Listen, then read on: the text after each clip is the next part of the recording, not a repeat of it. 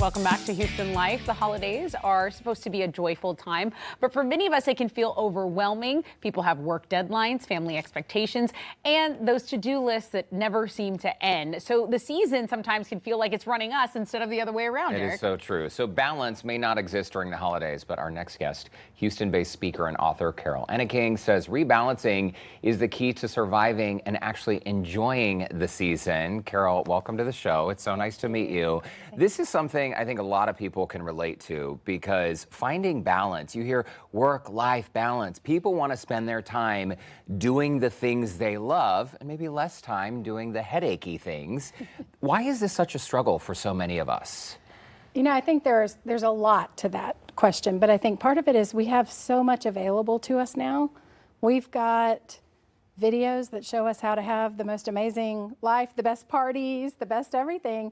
And it's all at our fingertips, but having all of that stimulation all the time, I think sort of produces this thought that we should and can try to do even more.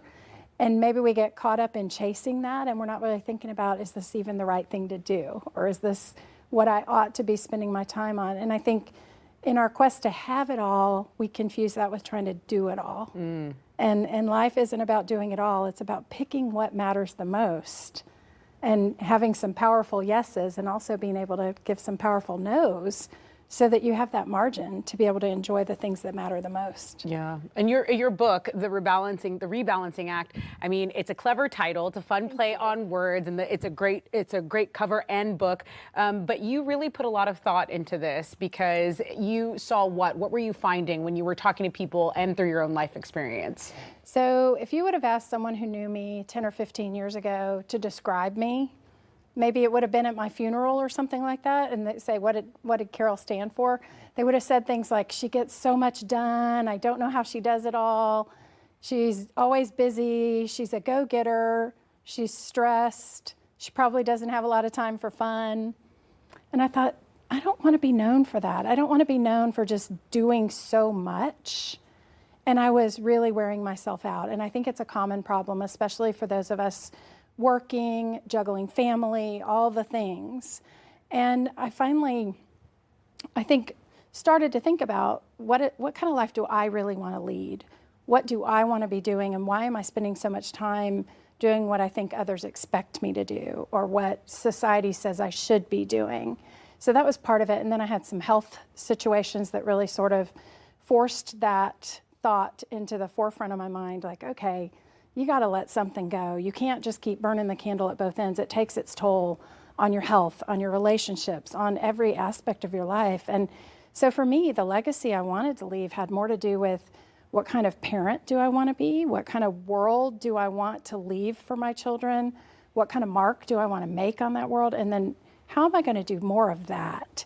And a lot of that has to do with stepping away from all the things and just being more present. So that was my experience. And then I wanted to write the book to find out how other people have found that balance. I'm not sure balance exists. I put it in air quotes, but you know, the minute everything feels balanced, something's going to change. Yeah. And so it's how do you make the best decision in the moment when things don't go the way they should?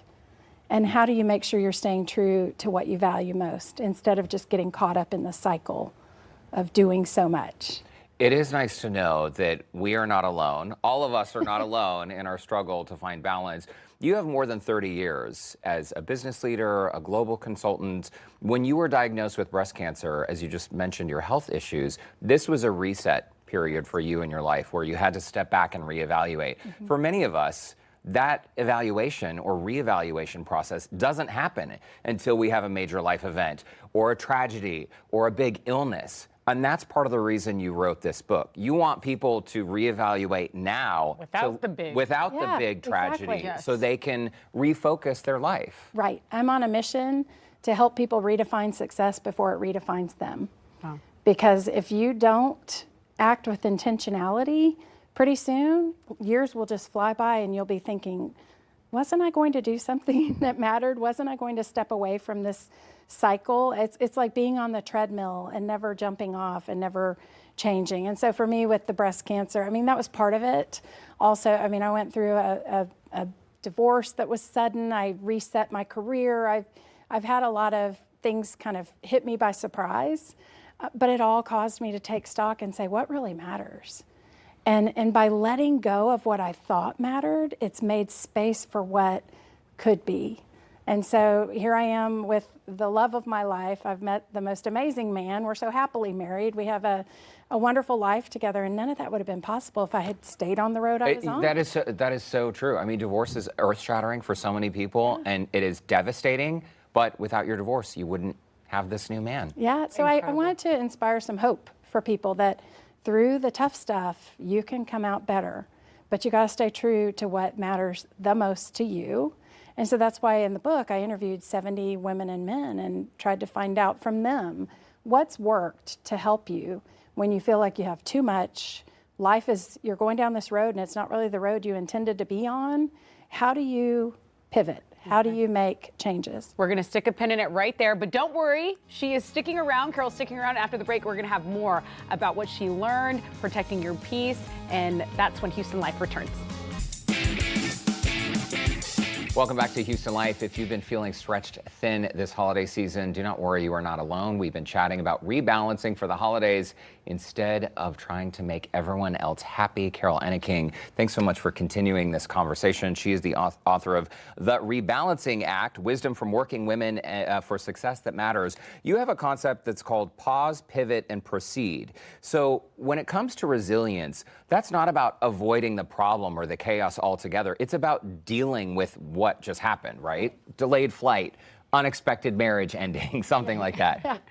Yeah, you've got to stop the madness. You've got to be willing to hit the pause button. And sometimes we stay so busy that things happen, and then the instant thing that we want to do is just react and be like, oh my gosh, this happened. What am I going to do?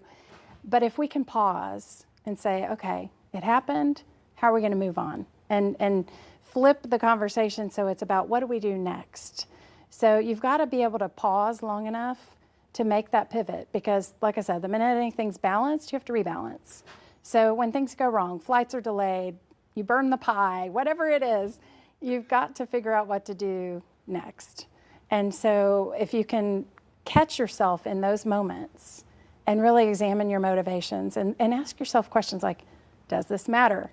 The old, in 10 years from now, is it going to matter that I did this or didn't do this? And when you can put things in perspective like that, then you're able to let things go and move forward. Big picture is important. You have created something you call the Holiday Survival Guide, and that is kind of to help families navigate some of this holiday mayhem. What are the big takeaways from that? So a lot of it is about examining your motivations. What's most important for you in this holiday season? And it doesn't matter whether it's Hanukkah, Christmas, Valentine's, Easter, whatever the holiday is. But what's most important? And many times it's the presence. And I mean presence. With a C. Being there, not the physical presence. But it's being there and being present. So how can you focus more on that and maybe choose to let go of some of the things that might take you away from that? So one of the survival tips is just thinking about what your overall goal is from the holiday, and then keeping that in mind no matter what distractions come your way. So keeping anchor points. Things get really busy. You might have 6 holiday parties on a weekend and a dance recital and everything else. But what can you keep consistent? Can you have your morning coffee routine that's the same? Can you try to go to bed at the same time? Can you maybe say no to that extra drink so that you can get up easier in the morning? You know, it's easy to enjoy and imbibe during the holidays, but what can you do to kind of keep those anchor points so that when you do have all those things going on, you're still managing to do it without totally wearing yourself out? Protecting your peace is another one of the keys. And how do we do that? Because saying no, I mean, I've spent a lifetime learning how to say no. This is critical, right? Yeah. It is. Because when you can say no to something, you can say a stronger yes to something else. So when you think of it in terms of that, so what am I able to open myself up to doing by not doing this? Instead of worrying about what the no is about, think about what that enables you to do otherwise. Everybody can understand a no, especially when it's a no made for the right reasons with some thought and intent. And this could be anything from a PTA meeting to a social event. That's right. And one of the things that us women, because we think differently than men, we tend to take on a lot of those invisible roles very readily. But one of the things that we have to do is we've got to be comfortable with letting go of guilt and just saying, this is okay. And by the way, letting go can also mean I don't have to be the one to do it all. Yeah. Let your children help you. That's Let powerful. your partner help you. Ask Let for help. somebody else Yeah. be part of it. They want to help. And so I've had people tell me that they have their older children help with Elf on the Shelf so that it's not totally up to them. Yeah. And what's funny is sometimes when women start asking their partner for help with some of these things, they'll say, does this really matter? And sometimes that perspective is exactly what you need because you think it matters in the moment, but then when they put it in perspective and say, in the grand scheme of things of what we're trying to do with our family, maybe it's okay if we just move the Elf on the Shelf instead of making it the world's most creative Elf on the Shelf moment tonight. Yeah. So sometimes having help might invite people to be doing it different ways than you would, but that's okay. Yeah. That is all okay. And that's a powerful takeaway. Carol Enneking, we're out of time, but it's so nice to meet you. And thanks for helping us get through the holidays. Thank you for having me. The and happy constant holidays. quest to find balance in life. So Good we chat. have provided a link to connect with Carol and also learn more about her tips. Just visit our website, HoustonLife.tv, and look for that scene on Houston Life section.